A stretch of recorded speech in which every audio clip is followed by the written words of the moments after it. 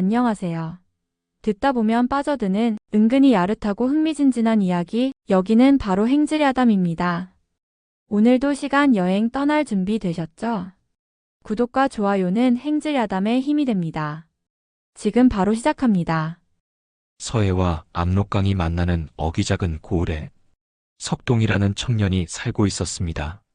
그는 어릴 적에 아버지를 잃고 홀어머니인 옥분어멈과 단둘이 살아가는 가난한 청년이었지요.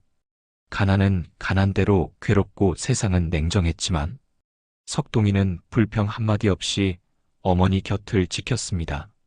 마을 사람들은 그를 두고 입을 모아 말했습니다. 저 사내는 참된 사람이야. 저런 여자는 없지. 아무리 세상이 변해도 효심은 하늘이 알지 하지만 정작 석동이의 마음속은 늘 쓸쓸했습니다. 어머니를 위해 살다 보니 자신을 돌볼 틈도 없이 세월이 흘렀고 어느덧 혼기도 노처짝 하나 없이 홀로 지내게 된 것이지요. 밤이면 가끔 지붕 밑에서 별을 보며 생각했답니다. 나도 언젠간 내 짝을 만날 수 있을까 그런 마음을 알았는지 옥분어멈은 가끔씩 말했습니다. 아들아, 내가 언젠간 너한테 딱 맞는 색시를 떡하니 데려다 줄게. 그때마다 석동이는 쑥스러운 듯 웃으며 말했지요. 저는 괜찮아요. 어머니만 곁에 계시면 됩니다. 그 말은 진심이었지만 또 어딘가는 허전했지요. 그러던 어느 겨울 옥분어멈의 기침 소리는 점점 더 거칠어졌고 몸은 자꾸 쇠약해져만 갔습니다. 석동이는 어찌할 방법이 없었고 마음만 타들어갔습니다.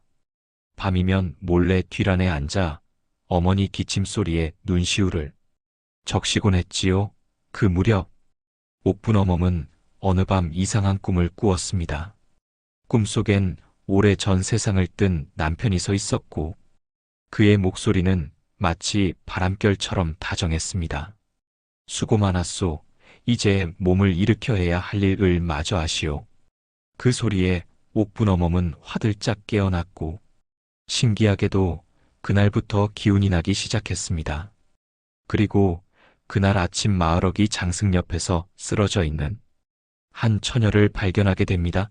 그녀는 젖은 몸에 추위에 떨고 있었고 얼굴은 창백하게 질려 있었습니다. 옥분어멈은 놀란 가슴을 안고 그 처녀를 집으로 데려왔지요. 물을 데워 몸을 씻기고 미음을 떠먹이며 정성껏 보살폈습니다. 며칠이 지나서야 처녀는 비로소 입을 열었습니다. 이름은 연홍이 과거에 대해선 묻지 않아 주셨으면 합니다. 그 말에 옥분어멈은 조용히 고개를 끄덕이며 그녀의 손을 잡고 말했지요. 이 아인 우리 석동이와 인연이 될 아이다. 난 그렇게 느껴졌단다. 그 말은 마치 운명을 예고하듯 현실이 되었고 석동이와 연홍은 부부로 살게 되었습니다.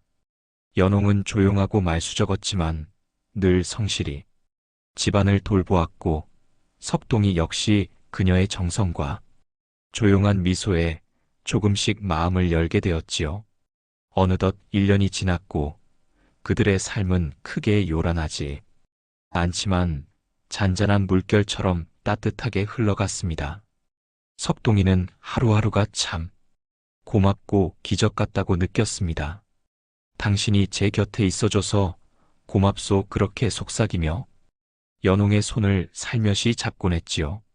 그러던 어느 봄날 조선 제1의 상단이라 소문난 한만석 대방의 상단 행렬이 이 고을에 들어왔습니다. 마을 장터는 그야말로 들썩였고 사람들은 다들 들떠 있었습니다.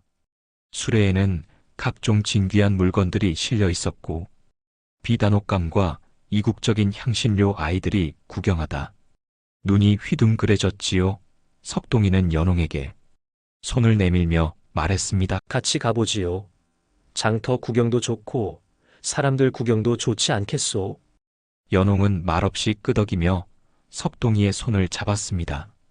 시장에 도착한 두 사람은 처음 보는 화려한 광경에 잠시 웃음을 지었고 줄타기 공연이 시작되자 아이들처럼 손을 모아 박수를 쳤습니다. 하지만 그 순간 석동이는 연홍의 얼굴에서 이상한 빛을 읽었습니다. 상단의 장부를 정리하던 사내를 유난히 오래도록 바라보던 것이지요. 그 눈빛은 슬픔과 그리움이 묘하게 뒤섞인 듯했고 석동이는 불안한 마음에 조심스레 물었습니다. 그 사람을 아시오? 그러자 연홍은 작게 속삭였지요. 아니요, 그냥 글을 읽을 수 있게 되고 싶어요. 그 사람처럼 장부를 보고 글을 읽고 의미를 알고 싶어요. 그 순간 석동이는 마음 한 구석이 먹먹해졌습니다. 왜 진작 이런 말을 못했을까? 이 사람이 원했던 것은 작은 자유였을 텐데. 그날 밤 석동이는 결심합니다. 직접 가르칠 순 없지만 배울 수 있게 도와드리자. 그는 머슴일을 마치고 나면 밤에는 집신을 삼고 새벽에는 산에 올라 나무를 해왔습니다. 그렇게 한 푼, 두 푼 모은 돈을 가지고 마을 훈장님을 찾아가 정중히 부탁을 드렸고 훈장님은 고개를 끄덕이며 말했지요. 정말 대단한 사랑이오. 그 여인도 그 마음 알고. 더 열심히 할 것이오. 연홍은 그날부터 밤마다 등불 아래 글자를 익히기 시작했습니다. 처음에는 자신감도 없고 부끄러워했지만 석동이는 늘 곁에서 응원하며 말했습니다. 천천히 배워도 괜찮소. 지금 이 순간이 소중하오. 그 말에 힘을 얻은 연홍은 하루도 빠지지 않고 노력했습니다. 그러던 어느 날 연홍은 조심스럽게 말했습니다. 편지를 쓰고 싶어요. 고향에 계신 어머니께 소식을 전하고 싶습니다. 그간 너무 찾아뵙지 못해서. 그녀의 눈가에는 눈물이 맺혔고 석동이는 아무 말 없이 장터로 향해 여비를 마련했습니다. 며칠 뒤 연홍은 정성스레 쓴 편지와 함께 감사하다는 말을 남기고 길을 떠났습니다. 석동이는 그녀의 뒷모습을 한참 동안 바라보았습니다. 아무 말도 하지 않고 그저 가슴속으로 기도했지요. 부디 무사히 잘 다녀오기를 그녀의 마음속. 그늘이 이제는 밝은 햇살로 채워지기를. 그러나 한 달이 지나고 두 달이 지나도 연홍은 돌아오지 않았습니다. 편지 한 장, 기별 하나도 없었고 석동이의 얼굴은 점점 말라갔습니다. 마을 사람들조차 뒷말을 하기 시작했지요. 그 여인도 딱 그만큼의 인연이었던 게지. 석동이는 믿고 싶지 않았지만 점점 지쳐갔습니다. 연홍의 여비를 마련하기 위해 진 빚은 점점 불어났고 석동이의 몸은 갈수록 상해갔습니다. 손에는 물집이 터지고 발엔 굳은 살이 박혔으며 눈빛마저 흐려졌지요. 그 누구보다 성실하던 석동이가 점점 말이 없어지고 밤이면 하늘만 올려다보는 날이 늘어났습니다. 그러던 어느 날 석동이는 모든 걸 끝내고 싶다는 생각에 압록 강가에 섰습니다. 차가운 강물을 바라보며 속삭였지요. 어머니도 가셨고 연홍도 떠났으니 이젠 혼자입니다. 더 이상 살아서 무엇하겠습니까? 그러곤 강물에 몸을 던졌습니다. 차가운 물살이 온몸을 감싸며 그의 의식은 점점 희미해졌습니다. 그러나 그 순간 누군가 그를 끌어올렸습니다. 눈을 뜨니 화려한 비단 옷을 입은 여인이 전복죽을 내밀며 말했습니다. 괜찮으십니까? 기운 차리세요. 그 여인은 다름 아닌 조선 최대 상단 한만석 대방의 딸 소희였습니다. 그녀는 말했습니다. 어젯밤 별이 강물에 떨어지는 꿈을 꾸었어요. 마음이 이상해 가판에 올라섰다가 당신을 발견했죠. 이건 운명 같았어요. 한만석 대방도 말했습니다. 우린 사람을 잃었고 그대는 살 길을 잃었구려. 그러니 우리가 서로를 살립시다. 그리하여 석동이는 그 길로 상단에서 일하기 시작했습니다. 새벽부터 밤까지 말없이 일했고 그 성실함에 모두가 놀랐습니다. 짐을 나르고 장부를 베끼고 배달품을 챙기고 밤이면 마차 바퀴를 닦는 그의 손은 언제나 멈추지 않았습니다. 한만석 대방은 말했습니다. 그대 같은 사람을 잃지 않겠다. 배워서 더 큰 일을 해보게. 그리하여 석동이는 글 공부를 시작했습니다. 낮엔 일하고 밤엔 공부, 피곤했지만 그는 웃었습니다. 소희는 매일 간식을 들고 와 그를 응원했습니다. 힘드시죠? 이건 약초로 만든 죽이에요. 그녀의 다정한 눈빛은 석동이의 메마른 가슴에 따스한 물결을 일으켰습니다. 함께 과거를 준비하던 시절 두 사람의 사이는 자연스레 가까워졌고 어느 봄날 한만석 대방은 석동이를 사위로 삼겠다고 선언했습니다. 장터는 잔치 분위기로 들썩였고 석동이는 믿기지 않는 듯 말했습니다. 제가 정말 그런 자격이 있을까요? 대방은 말했습니다. 사람의 가치는 뿌리가 아니라 향기로 증명되는 것이요.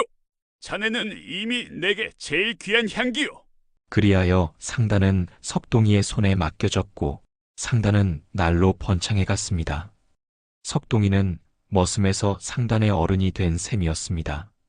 그를 따르는 사람들도 많아졌고 시장마다 석동이의 이름이 회자되었습니다. 그러던 어느 날 관에서 부름이 왔습니다. 의주 사또 자리를 맡아달라는 것이었습니다. 한때 강물에 몸을 던졌던 사내가 이제는 백성을 다스릴 자리에 오르게 된 것이지요. 석동이는 깊이 고민한 끝에 수락했고 소희와 함께 의주로 향했습니다. 그곳에서도 그는 여느 때처럼 성실했습니다. 부정부패를 척결하고 백성들의 억울함을 들어주었으며 어려운 이들을 직접 찾아가 쌀을 나눴습니다. 아이들의 글방도 세웠고 장마철에는 다리를 점검하며 백성들과 함께 땀 흘렸습니다. 백성들은 말했습니다. 사또가 오신 후 우린 참 편해졌소. 글도 배우고 억울함도 풀리고 겨울엔 땔감도 나눠주시니 이 어찌 고마운 일이 아니겠소. 그렇게 수년이 지나고 석동이는 누구보다 존경받는 관리가 되었습니다. 하지만 마음 한켠엔 여전히 연홍의 빈자리가 남아 있었지요. 때때로 강가를 거닐며 그는 중얼거렸습니다. 연홍아, 어디에 있느냐? 잘 지내고 있느냐? 그러던 어느 날 국경을 순찰하던 관군들이 수상한 무리를 검거하였습니다. 오랫동안 밀수를 저질러 온 무리로 보였기에 의주 관아는 발칵 뒤집혔습니다. 보고를 받은 석동이는 그들의 얼굴을 직접 확인하기 위해 곧장 감옥으로 향하였습니다. 조심스레 발을 옮겨 철창 앞에 선 순간 그는 문득 걸음을 멈추었습니다. 철창 안 낯익은 얼굴 둘이 그를 향해 애절한 눈빛을 보내고 있었습니다. 연홍이었습니다. 그토록 그리워했으나 자신을 떠났던 여인, 그리고 그녀가 장터에서 바라보던 사내, 바로 왕도치였습니다. 두 사람은 죄수의 복색을 하고 있었고 몰골은 초췌하기 이를 데 없었습니다. 하지만 그들은 석동이를 알아보지 못한 듯 보였습니다. 살려달라는 외침만 반복하며 억울하다며 눈물로 호소하였습니다. 제발 한 번만 살려주십시오. 우린 억울합니다.